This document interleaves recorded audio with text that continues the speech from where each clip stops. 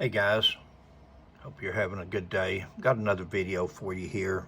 It's a short one. It's another one on a dementia, a confused patient that has wandered off.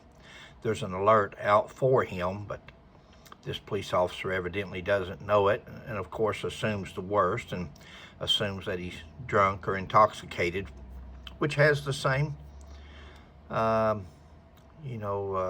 characteristics of a person with dementia or Alzheimer's, somebody confused, disoriented. But the thing about police anymore, everybody's in such a hurry, we don't take time to talk to the person, to question them. It's so demanding. I've got to do it. I've got to do it now. I've got to get this one in the car. He's going for a ride, and that's what it seems that they're concerned about instead of protecting and serving. Anyway, that's just my take on it. You can get yours here. Oh, it's a Clarksville veteran with Alzheimer's was punched by a police officer. A Lauren Lowry on the alert desk with this story. Lauren, we've obtained body camera footage of this interaction. This video, I hear, is pretty tough to watch. Yeah, we're going to show some of it to you. Let me set it up for you first, though. There was an active silver alert by the TBI for George Henderson when this happened in early December. He had wandered off from his Clarksville home, and he was found at an Exxon gas station in Guthrie, Kentucky, just over the state line, about 10 miles from where he was last seen. That's when it all starts. Check this out here. Arrest documents obtained by the website Clarksville Now show the gas station attendant saw Henderson getting into the attendant's car, and that attendant tried to remove him. He wasn't successful, so he called police. So you were looking at body cam video. The officer arrived, tried talking to Henderson. He said he didn't know where he was, and the officer thought he might be on drugs. So Didn't know where he was, who he was. That's dementia, guys. When people don't know who they are, where they're at, or who you are and your family members, that's dementia. You talk about a scary feeling. Imagine what that must be like for this person. He doesn't know who he is. He definitely don't know who this officer is. He doesn't recognize where he's at or anybody around him. And then we treat him a veteran. body camera footage you're watching, you see him take Henderson's behind the back.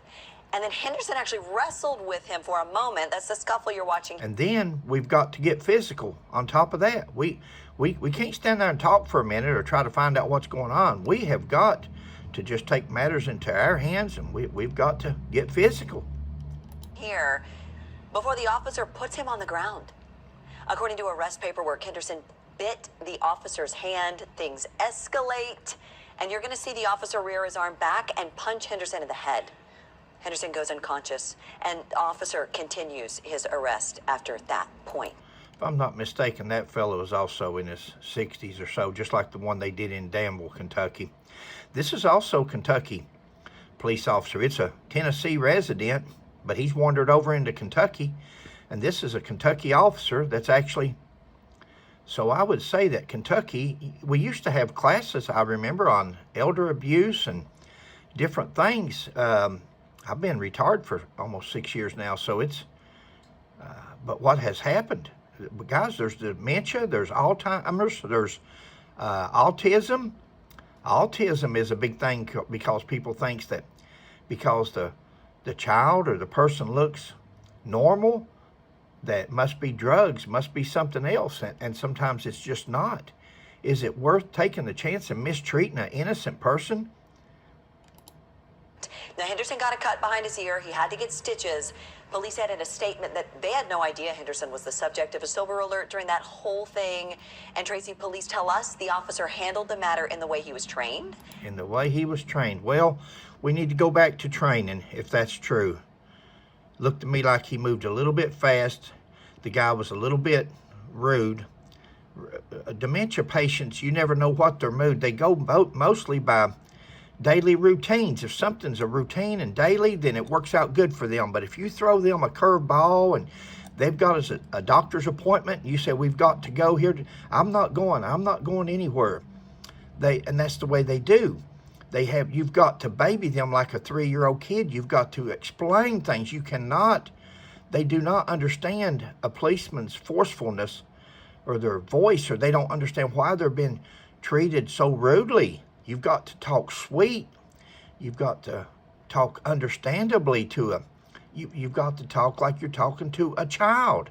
As hard as that is to believe, 88-year-old mother of mine, and you couldn't tell her to do nothing. But now if you talk to her, or Sheila would explain to her what was going on, and it might take an hour to get her convinced that she had a doctor's appointment to go to. But you have to do it in a certain way. We got to do better, guys. These are our veterans. These are our elderly people. We've got to do better.